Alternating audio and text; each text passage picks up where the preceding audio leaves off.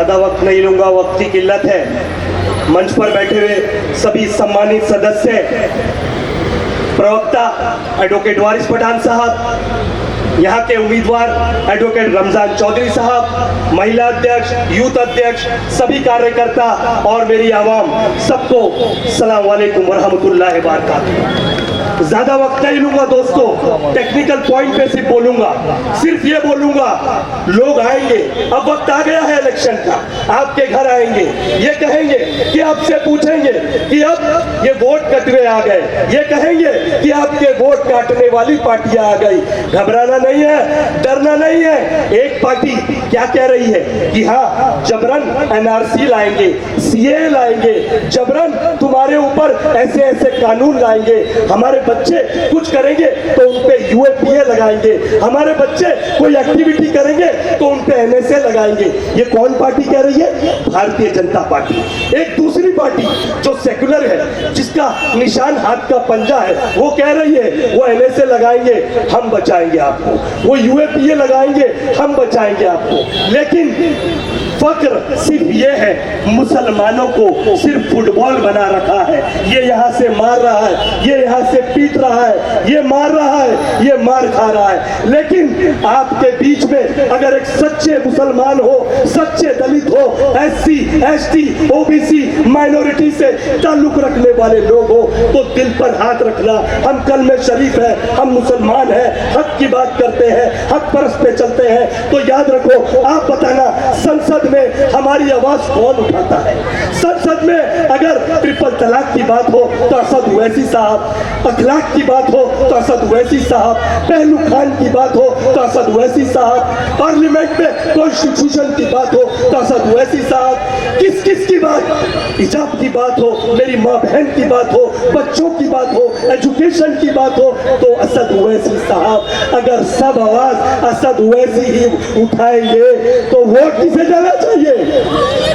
जोर से बोलो, वोट किसे जाना चाहिए? पतंग को जाना चाहिए ना। जब आवाज असद ओवैसी उठाएंगे तो भाई पंजे का क्या काम?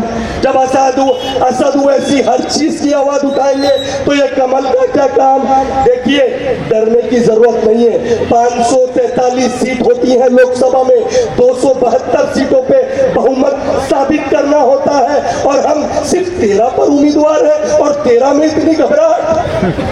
अगर हम 13 भी जीत गए तो हम सरकार तो नहीं बना पाएंगे ना, नहीं बना पाएंगे ना। फिर घबराहट क्यों? डर है, हिस्सेदारी देनी पड़ेगी। मुसलमानों को हिस्सेदारी नहीं देना चाहते, सिर्फ हमें झंडे उठा के आगे बढ़ो, पीछे बढ़ो, यही करते रहेंगे। सच है क्या नहीं? ये बात हाथ उठा के कहो, सच है क्या नहीं? तो आज आपके बीच में एडवोकेट वारिस पठान साहब है, रमजान चौधरी साहब है, एक पढ़ा लिखा उम्मीदवार जो आपकी बात संसद में करेंगे, जो आपकी बात हमारे साथ हाई कोर्ट में करेंगे, हम आपके मुद्दों को सुप्रीम कोर्ट में उठाएंगे। मेरी माँ बहनों, डरने की जरूरत नहीं। किसी ने डराया कि भारतीय जनता पार्टी आएगी तो मुसलमानों को खदेड़ देंगे। अरे किसी के बाप का हिंदुस्तान है।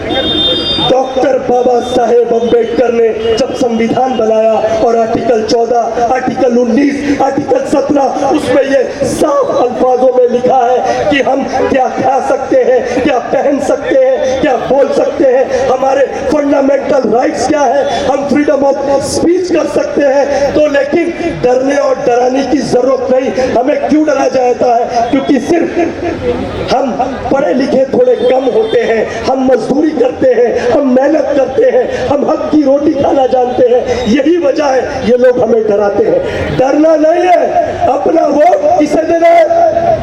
पतंग को। आने वाली 20 तारीख को मेरे भाई, ज्यादा वक्त नहीं है मेरे पास, बस 5 मिनट बोलने के लिए मिला है। सिर्फ अपनी बात ये कहूंगा कि मराठी में एक शायरी है, जाता जाताना आपल्या आवडचे करी कुसुम रातची कविता सांगून जातोय। जाता जाताना आपले आवडचे कवी कुसुम रातची कविता सांगून जाते हो की मोडून पडला धर जर मोडला नाही कणा, मोडून पडला धर जर मोडला नाही कणा।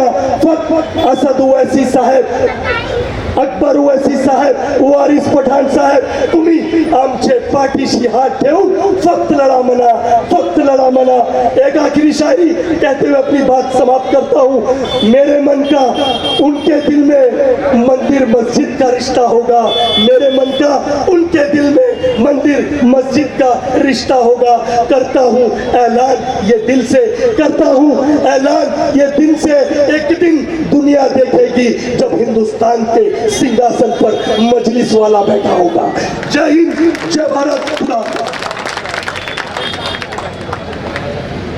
पतंग पतंग पतंग, जय हिंद, जय महाराष्ट्र। शुक्रिया रवीश भाई, आपको 2 घंटे चाहिए अपनी बात कहने के लिए।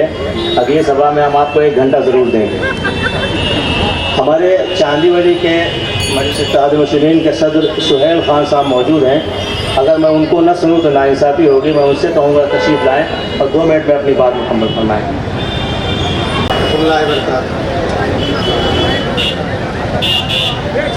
मुत्तहिद हो जाए तो बदल सकते हैं ज़माने का निज़ाम, मुत्तहिद हो जाए तो बदल